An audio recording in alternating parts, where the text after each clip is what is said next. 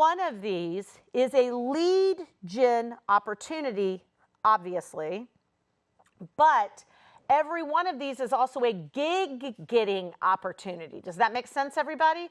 The more attention you get, the more potential gigs you can get. In the Speaker Hub, I want you to start changing the way you think about things and thinking about a combination of, I'm using these channels to get leads and clients, but I'm also using this channel to get gigs. Does that make sense, everybody?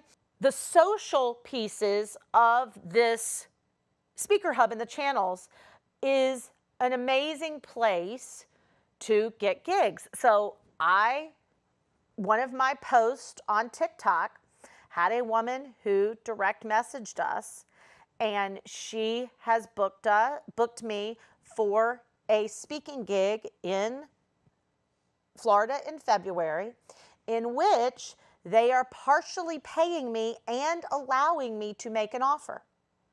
So I want you to be thinking about your social content pieces of this channel hub. Sometimes remember these call to actions we're talking about. Sometimes you're positioning yourself to get leads, but sometimes you're positioning yourself to get gigs. And that's a big part of this.